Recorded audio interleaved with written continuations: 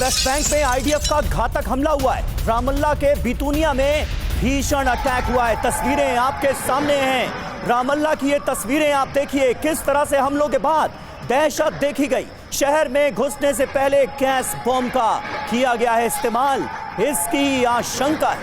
ये तस्वीरें आप देखिए, किस तरह से वेस्ट बैंक को निशाना बनाया गया है। आईडीएफ ने यहां पर घातक हमले अंजाम दिए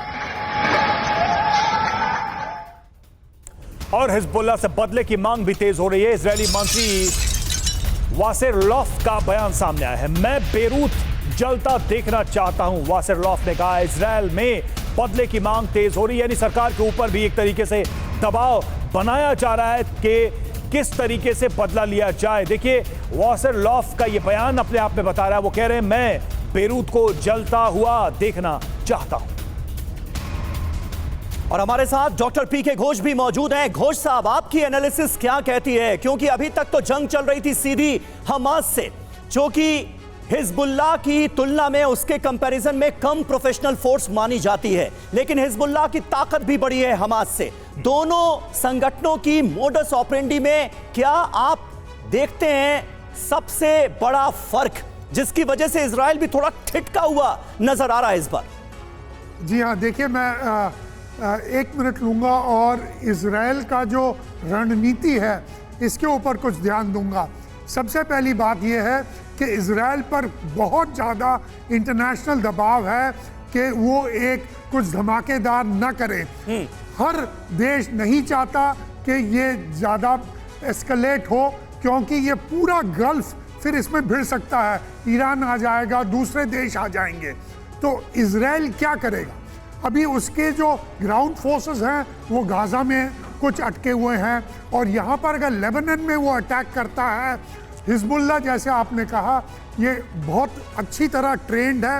हाँ, शेख नसरुल्लाह तो कहते हैं कि उसके पास 1.5 लाख से 2 लाख के फाइटर्स हैं, लेकिन ऐसा नहीं है। उनके पास कुछ 50,000 हैं, लेकिन बहुत सारे मिसाइल्स हैं। अभी आपने खुद कहा कि देखिए, मोसाद के साथ ये एक रणनीति का कोशिश कर रहे हैं। मोसाद कभी भी कुछ ज्यादा धमाकेदार नहीं करता है, वो कोवर्ट ऑपरेशन करता है। तो यही एक बहुत बड़ा इंडिकेशन है कि इजराइल क्या करेगा। इजराइल ड्रोन्स के साथ और मिसाइल्स के साथ ये अटैक करेगा, लेकिन एक कुछ धमाकेदार नहीं करेगा। कुछ धमाकेदार नहीं करेगा, जिसकी आशंका जताई जा रही है इजराइल की तरफ से। जो धमकियां सामने आ रही हैं, कम से कम उसे देखकर ऐसा लगता है, लेकिन इसके आसार कम है आपके हिसाब से। इस बीच देखिए, हिजबुल्लाह से ऑल आउट वॉर की आशंका बढ़ रही है। इजराइल हिजबुल्लाह युद्ध को लेकर अमेरिका में भी टेंशन है। इजराइल को अमेरिका का समर्थन है, ये व्हाइट हाउस ने कहा है। हिजबुल्लाह के हमले से मिडिल ईस्ट में तनाव और ज्यादा बढ़ता नजर आ रहा है, ये अमेरिका भी मान रहा है। वहीं इजरायली हमले से बैकफुट पर हिजबुल्लाह। जी हां, लितानी नदी से पीछे हटने के संकेत भी मिलने लगे हैं। हमले रोकने की शर्त पर पीछे हटेंगे, ये कहा है लेबनान ने। यानी कि लितानी नदी से पीछे हटने की बात शुरू हो गई है, इस पर चर्चा शुरू हो गई है, और उसके लिए एक शर्त भी रखी गई है कि ये अटैक्स रोके जाए।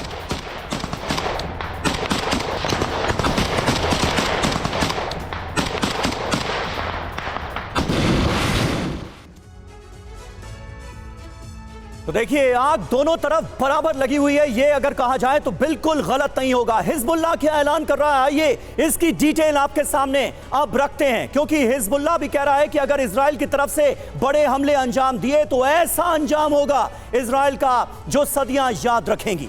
अब हिजबुल्लाह की तरफ से क्या कहा गया है, क्या ऐलान किया गया है, ये आपको बताते हैं। हिजबुल्लाह क्या कह रहा है, देखिए। लितानी नदी से सशर्त पीछे हटने का ऐलान किया गया है। इजरायली हमले रोके तो पीछे हटेंगे, यानी पहले इजराइल की तरफ से जो हमले हो रहे हैं वो उस पर फुल स्टॉप लगाया जाए, तभी हम पीछे हटेंगे, ये क्लियर कर दिया गया है। इजराइल लेबनान बॉर्डर पर 29 किलोमीटर की नदी का जिक्र है। वैसे भी लेबनान का इस नदी के पास सैन्य तैनाती करना गलत है, क्योंकि United nation security council resolution 1701 के मुताबिक लितानी के पास सैन्य तैनाती पर रोक है। रवि, बिल्कुल, और लितानी के दक्षिण में सैन्य तैनाती नहीं हो सकती, लेकिन आरोप है कि यूएनएससी रेजोल्यूशन का हिजबुल्लाह उल्लंघन कर रहा है। तो ये अपने आप में एक इंटरनेशनल प्रेशर भी दिखा रहा है हिजबुल्लाह के ऊपर। हिजबुल्लाह ने लितानी के नीचे से टनल निकाली, लितानी के पास हिजबुल्लाह की सैन्य तैनाती है। तो ये भी एक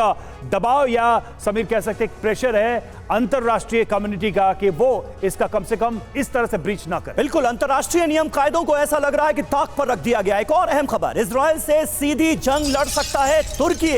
ये देखिए, ये एक अहम और नया डेवलपमेंट। इजराइल को तुर्की के राष्ट्रपति एर्दोगन ने दी है धमकी। तुर्की इजराइल पर हमला कर सकता है। काराबाख लीबिया की तरह एंट्री की जा सकती है, यह कह दिया है एर्दोगन ने। जंग दायरा बढ़ाती हुई सीधे तौर पर नजर आ रही है। तो युद्ध का तनाव तुर्की तक भी पहुंचा और ऐसे में इजराइल के साथ तकरार भी बढ़ती नजर आ रही है। जैसा कि हम सुन भी रहे थे एर्दोगान को, तो तुर्की ने धमकी दी है और उस धमकी का मतलब क्या है ये भी हम आपको बताएंगे। धमकी क्या है? काराबाख लीबिया जैसे इजराइल में भी घुस सकते हैं, सीधे एंट्री की, इजराइल की सीमा में घुसने की, जंग छेड़ने की वो बात कर रहे हैं। इसका अर्थ क्या है? काराबाख लीबिया जैसे घुसने का मतलब है कि मिडिल ईस्ट में नई टेंशन, इजराइल में भी ये लोग एंटर कर सकते हैं। नए मोर्चे का खतरा है, एक नया फ्रंट खुल सकता है। हमास के साथ जाने के संकेत हैं ये, और हिजबुल्लाह को समर्थन का इशारा भी है ये। ईरान के साथ बड़े प्लान की आशंका है, यानी कि ईरान के साथ हाथ मिलाकर बड़ी योजना बनाई जा सकती है। निनाद सेठ सर, सवाल यही है कि ये जो स्थिति हमें दिखाई दे रही है, जिस बात की आशंका है कि दूसरे अरब मुल्क इस युद्ध में कूदने को तैयार बैठे हैं, क्या अब वो वास्तविकता नजर आ रही है?